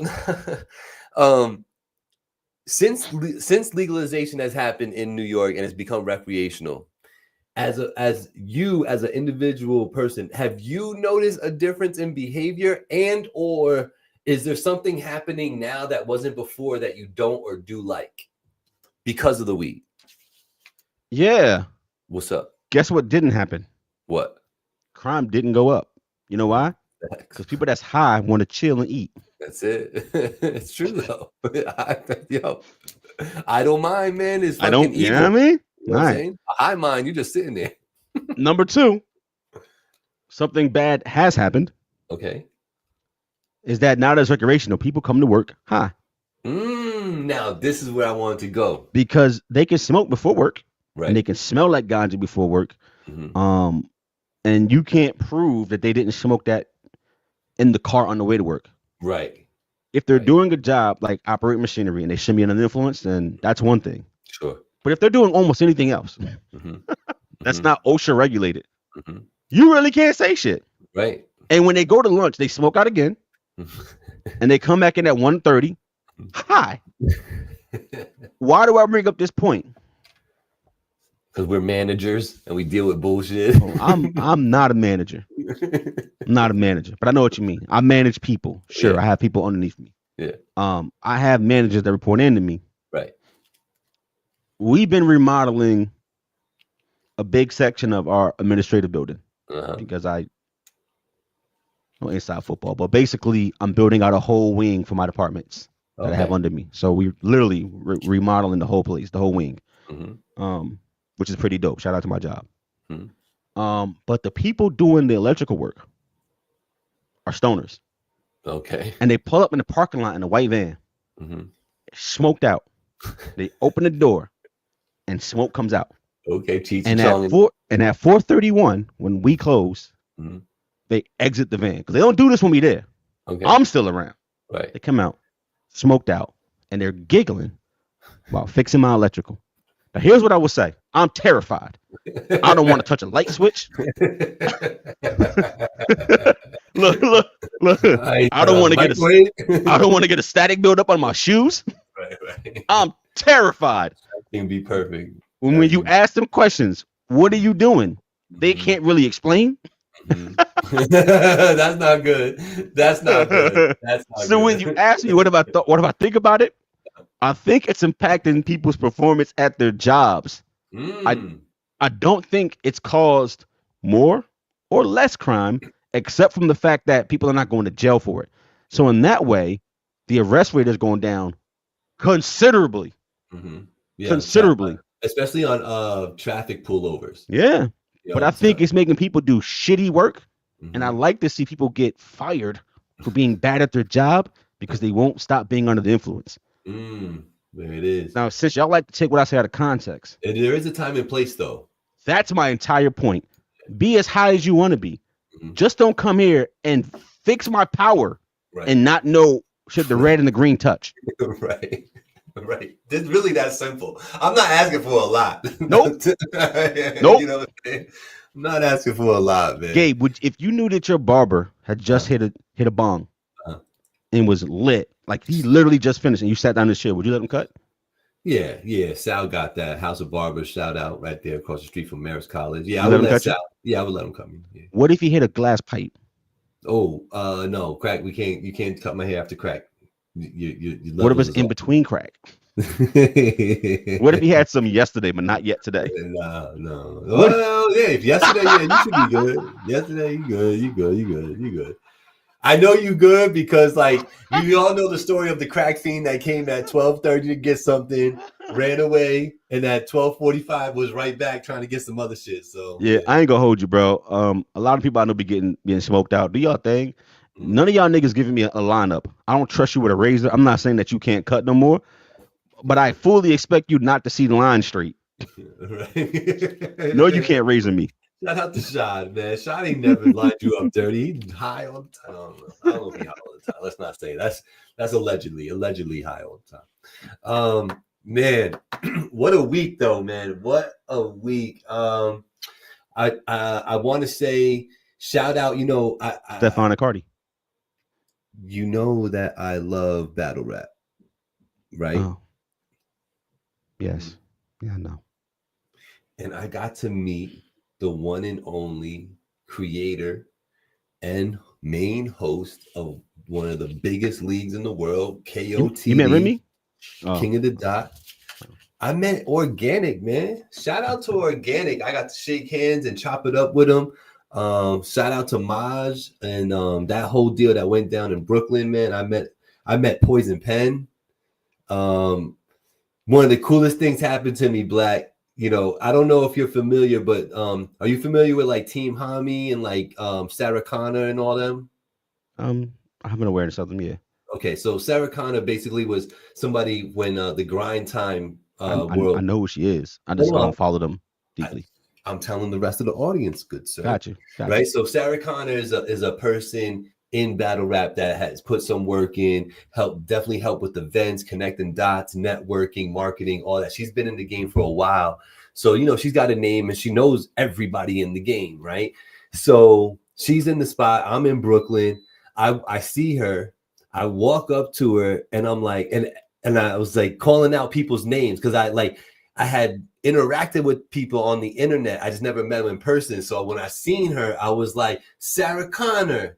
And I started walking up to her and I started saying, yo, I'm Gabriel from Finally. And she was like, yo, shut up, Gabriel. I know who you are. I know Finally TV. I was like, oh my goodness. Yo, inside I was a little kid, bro. A little kid inside. But yeah, man, Sarah Connor knew exactly who I was on the walk up. And I thought that was super, super dope. So shout out. You're welcome for that. You're welcome for that. Oh, I have you to thank? Absolutely. You want to talk about it? We had a conversation last season about Big Bro, Little Bro. So let me tell you something I did for you. You ready? Do you remember one of the earlier conversations that we had? And I told you, I said, Gabe, you don't yet understand what your reach is. Now you know that you're reaching people, but before you didn't know. And I was telling you, you don't understand what your reach is. And what it's already done in this area and how many other people are watching and seeing that progress. Even if you don't see 50 million views per video, I'm telling you that it's happening. Remember that conversation? I do. And you was like, you right, bro. I'm gonna keep going. So when you say Sarah Connor knew Finally TV, I'm not saying that you've done nothing since our talk 6-7 years ago. But what I am saying is that I gave you the battery. You're welcome, sir. Oh, I see. I told you what it was. Thank you. Thank you for the recognition and for communicating that to me. What I listen, bro, but you are very you are very good at this thing. Thank you. You're very personable. You put energy into the craft. You are a really good interviewer for somebody who doesn't have a journalism background. You're really good at what you're doing and what you do and what you will continue to do. And I've always told you that. So like, you should absolutely lean into those good qualities that you have. You are a likable person in general. So with your love of the sport and the things that we do, and the way that you carry and present yourself, and the energy you put into the craft, of course you're gonna be successful. I appreciate you, bro. Well said. Dan, you say words really good. I like that. Sometimes, man, I get more good with my vocab. A little bit more good, or A sometimes little bit more good, man. Sometimes. Mike Could is still my favorite thing in the whole world. Mike Could do that. Now, so anything else you want to get off your chest before we let these people go back to the rest of their lives? Damn, Remy and Easy.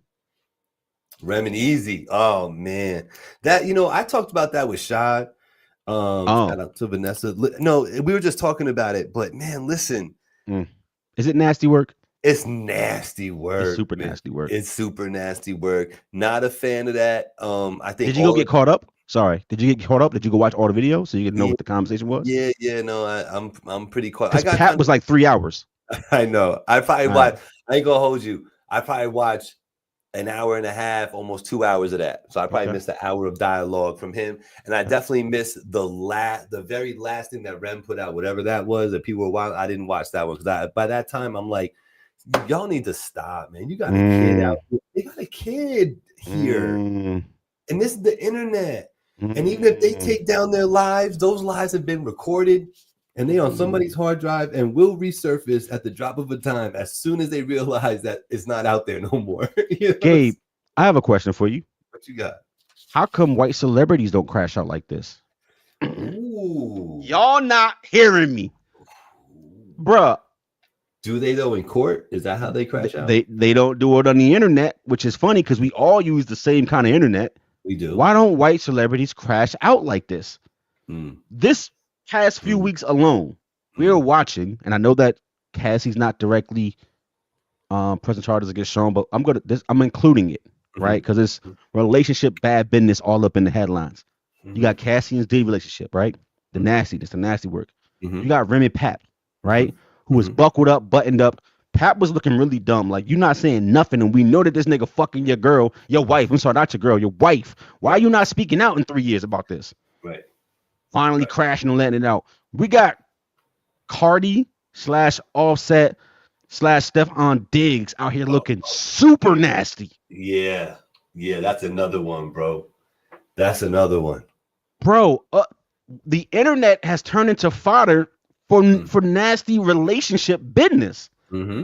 Entanglements. Tory's in prison because of nasty relationship business. Yeah. So when I ask you, Gabe, name one white relationship that the crash out happened. Just talk to Johnny Depp. He'll tell you about 3 or 4. Well, it didn't happen on Instagram. And I guess that's kind of my point, right? Right. Bro, did you see earlier where apparently, I don't want to say it like this. I'm going to say it like this, but y'all can go do the research. Cardi B and Offset's son, I'm trying to be neutral as I say this, got a braid hairstyle, which is very creative and very intentional. And it looks just like Stephon Diggs' braids. It's not like traditional cornrows going back. It's literally like a very distinct and unique hair design in his hair and pattern that no one else would ever wear. It's unique to Stephon Diggs. So when somebody posts your son, yikes, with the same exact braid pattern now that you wasn't there last week, I'm not blaming Cardi. I'm saying that's what her son head looked like on picture. We see it. Whoever did it. And it looks like the nigga who's crashing your wife right now. This is nasty work. That's crazy. Why are your kids being used to send a message that you moved on? Y'all niggas is weird. They don't care about the kid. They don't look at it like that. Those are just pieces in the game to use. You know what I'm saying? Because like if you think about it, the Rem and Pap thing, even he was using the kid as a way to like throw shots at Rem, right? Like, I'm the one taking care of my daughter. I'm the one taking her to school. I'm the one spending time with her while y'all out gallivanting. Is that shots, or is that just stating your case about not being a bad parent? That you were being a good parent? I think you're trying to placate to the ego of people and parents out there doing that when you say that. Okay. You know what I'm saying? So like, I thought it was complete. Like, and the thing is that, you know, typically, and I do have a bias because it's what I know, but my experiences with people from the Bronx, don't act like this. Like this is like a Where no. Cardi from? That's what I'm saying, bro. Rem, Pat, Cardi. You know what I'm saying? Like this is not at least okay. This was not the norm. Thank you for changing it. Yeah. You know what I'm saying? This was not the norm for the Bronx, bro. Bronx people were more about, yo, we're going to handle this business, and what happens inside this house as a family is going to be right motherfucking here. If I hear you talking about it outside, we're going to do it again. You know what I'm saying? Like, so I don't understand where they're coming from with this, but it's just, it's like what we've been saying for the better part of this whole existence of this show is that social media has definitely changed the way the way we communicate with each other, obviously, but it's blurred a lot of lines on like what's respectful and what's not respectful, what's like what's standing on 10 toes means. I think those lines have been like completely blown out, and there's no there's no real. That's why, like, yo, for real, bro, when I come across people that are on the level, like I do look at them a little different. I like not that I star their contact in my phone, but it's like I got it in the back of my head, like, okay, so this one, they're like, they absolutely cool, like keep them good. You know what I'm saying? Because like there's not a lot of them, bro. There's so many. What my boy, shout out to Chris Roden, RIP, he would call them turnouts. There's so many turnouts now, bro, that it's hard for me to engage with anybody new nowadays. You know what I'm saying? Everything's got to be almost looked at like a business transaction. That's where I'm at. How you feel about that? Some people, including myself, would say that marriage is just a contract that you make with the local municipality that you got married in. Right. Ain't that what it is? I mean, it is that. Ain't it contract business? It is. So are you upset that it's being handled as it should be handled, which is business? You said you reflecting back to Rem and them and Cardi? Well, okay, I'll phrase it differently. Cardi B, whatever her Carnelica, whatever her name is, Mr. Offset, they were married legally, right? Yeah, they're still married legally. Why are you letting the football player run down on you and get your goodies? And while Offset is out gallivanting with the next bitch, they still legally married, right? They just separated and legally married, right? Cool. Reminisce, Papoose, they're legally married. They're divorced now, but but at the time they was legally married, fucking other people, correct? Right. Cool. That's what we do. So then why we mad? I just think that we're mad. I don't, the Cardi part, I'm not mad at really. Why not? Because you don't believe in wedding vows? No, because I don't care to that degree about that. I just don't. I don't care about Offset. What do you mean? I don't care about Offset and Cardi. I'm talking about marriage itself, the concept of marriage and the business part. Okay. You don't care that these married people are on the internet showing that they're fucking other people. Oh, I mean, no, yeah. I mean, you can be married and legally separated. Which they weren't. And which they should have been if they were going to be stepping out on each other. Sure, but they didn't. Right. Yeah. I mean, you're saying, do I agree with that? I don't really agree with that. No, I don't agree with that if nobody knew. Like, you know what I'm saying? Like, you know what I'm saying? So, I mean, I think that's how I'm gonna get to 20. You know what I'm saying? I think that's one of the reasons why. You know what I'm saying? But if your ex-girlfriend got custody of your dog, your first dog, and 3 weeks later on the internet, you saw that the dog had its body shaved to match the hairstyle of her new man. Well, it had how would you feel? That matches his collar. Yeah. How would you feel? Is that playing internet games? Would you crash out? I wouldn't crash out. No. Really? I might pull up. You know that pull up and crashing out are basically the same thing in 2025. Well, nah, it can't be though, Black. Because to me, crashing out is on the internet, getting messy in front of a lot of people. Pulling up, it's just me and your household. Crashing out is taking activities and putting on Black Air Forces and getting active. Whether it's the internet or in person, that's what it means. Oh, well, then let me stand corrected. So, no, I might pull up, but I'm not taking it to the internet then. That's what I Okay, guess so that's you're gonna what I'm saying. crash out in person, which is I'll what crash people out in do. person. Yeah, I'd That's rather crash. bad though. You go to I'd jail rather, for that, Gabe. I'd rather deal with that with just us. What are you doing, and why did you do that to my dog? Are you trying to say something? Yes. like, When you braid another man's child's hair to match your new thing, yes, you're trying to get a reaction. Yeah.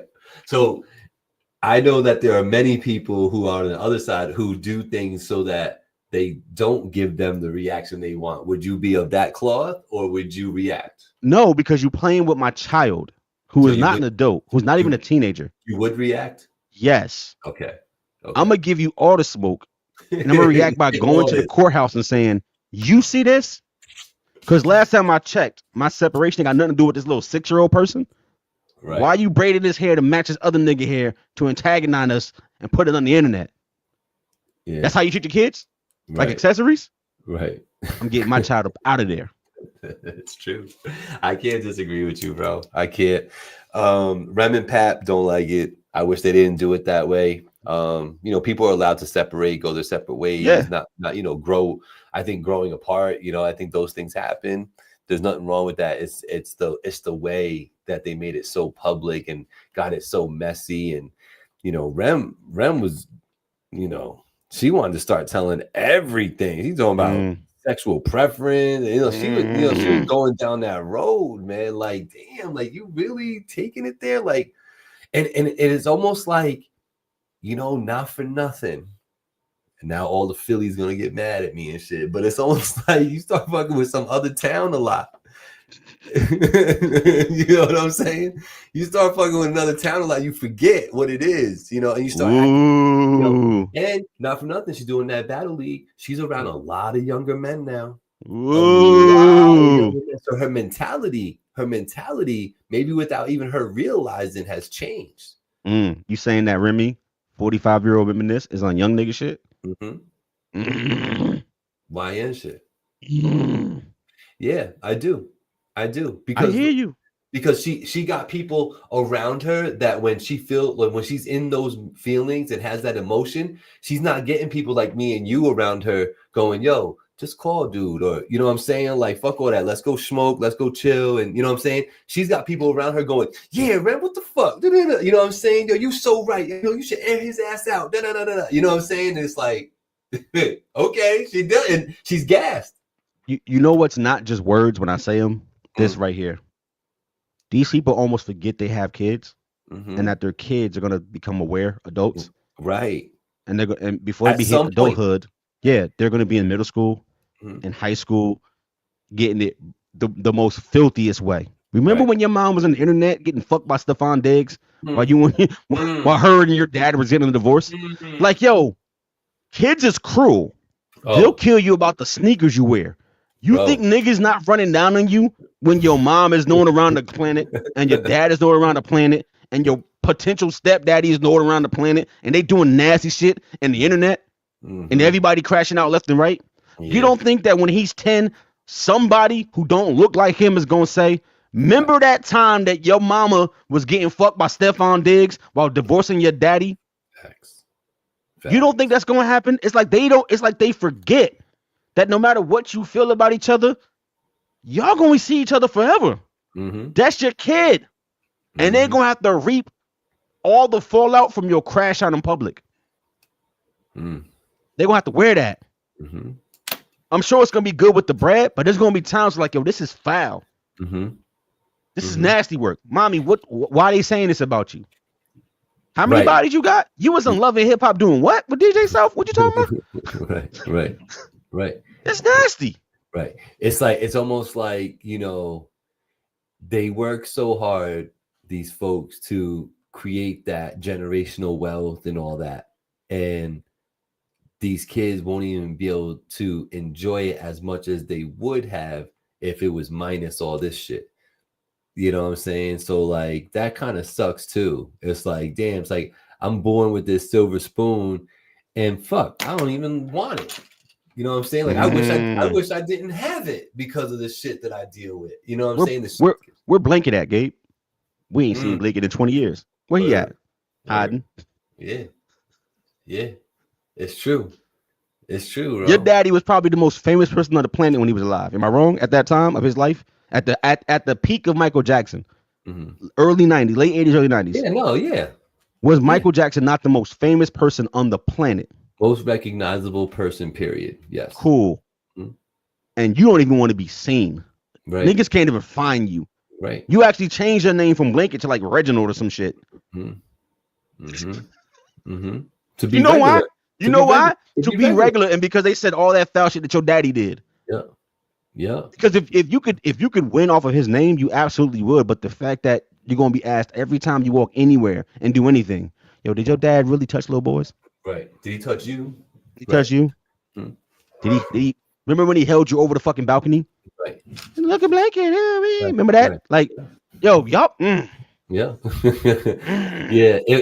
And you know what makes it worse, Black, is that these folks that we're talking about, they lived, they saw that exact same thing that you just talked about. They lived through it. We were all alive during that. Yeah. Me, you, Pap. Now maybe not Cardi, she was a kid, but like Pap and Rem for sure. You know what I'm saying? We're alive for that.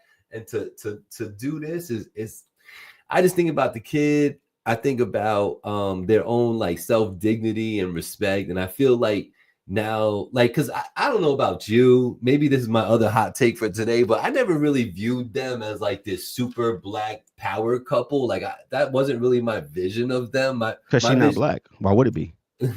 But they were like some super couple. And I was like, I never really bought into that. I'm like, it's just two, he's a dope fucking underground rapper. She does her thing, and they're Did you together. call Offset an underground rapper?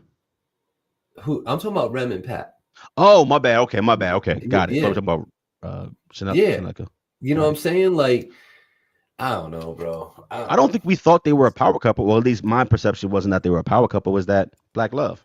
They literally branded the whole shit when she came home. Black Love. Right. Look how I held this woman down. They said we don't do this in our community. Look what I did. And that Black Love thing turned into them being viewed at like some sort of like, like the quintessential couple. You know what I'm saying? I don't think we equated it to like the Huxtables. I just think we equated it to like, this is how two people hold each other down. You would assume. Right. And then it turns to this. Yeah. That's the crazy part. That's pretty much what I'm getting at. You know what I'm saying? I watched all 3 hours and 6 minutes of what he was saying. Right. And I think sometimes the way somebody relays information can give you insight into how much of that shit hold water, how much it doesn't. And what hurts and what doesn't. I listened to him talk. I 100,000% believe that a lot of shit he was saying about when she came home, I took the money I was investing in myself and realized I didn't really have the flame, and that we could probably win quicker if I put it behind her. Because the world wanted her to come home. We were building up anticipation. Right. And that was Fat Joe. Yeah. And I gave my budget to her and shelf myself because I didn't really have the super motion. I missed my thing. And he explained how he missed his time when he had the touch it remix and all that shit going out. The freestyles was popping off, and he kind of missed his moment. The alphabet thing. Yeah. Where he was supposed to go. But and he gave his money. I really believe this. And helped push his wife. And help her get he to was the top. Team Remy. He was Team Remy. And pinned a lot of his shit. And I say that to say this. I absolutely believe that was a part of what their downfall was. I absolutely believe 95% of what he was saying when it comes to their dynamics when it came to music, that he literally sacrificed his career. He literally gave up his bars and his pen so his wife could win. She had the wave, she had the grease. And I absolutely believe that one day she was like, what you mean we? This is mine. This is my bag. This is my this. This is my that. Where you help somebody climb that mountain and then you treat him like dog shit. Like he ain't really do what he said he did. Right. When you write 95% of that, that's crazy to act like that. I heard Sheether. Yeah. We all thought he wrote that. Go play it. Yeah, no, I'm familiar. I'm familiar with that. So like, I don't know, bro. I just think if somebody holding you down for 7 winters and 6 summers ain't gonna get it done, and if meeting this girl in 11th grade, if your name is Travis Hunter, ain't gonna get it done, and having 17 kids like Cardi and Offset ain't gonna get it done, what's the hope? I don't know. I asked you about Bill Belichick the other week. You thought I was being funny. No, I'm back to my same point. It's nasty outside. It's a weird world out here, man. It's definitely a weird world out here, my friend. And I'm done with it. I'm done with it.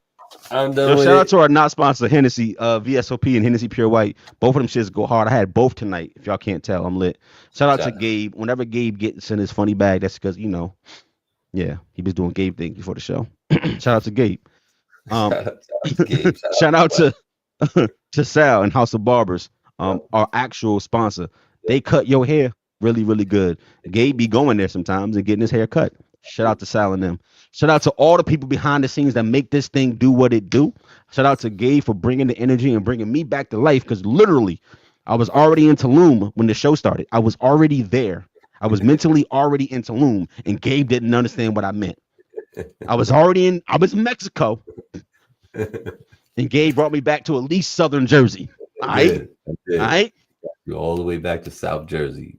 And for all y'all who rock with us every single week, we appreciate y'all. Y'all that watch not live but after the fact, we appreciate y'all. I too watch on my commute on Wednesdays mornings when Gabe get his ass up and does what he's supposed to do and uploads that shit. Shout out to Gabe for doing that work. I too watch that too. So you who watches in the Get Back, I appreciate that, and I'm sure that Gabe appreciates y'all too. Normally Gabe sounds us off, but I'm gonna do him a favor tonight. Gabe, anything else you need to say, sir?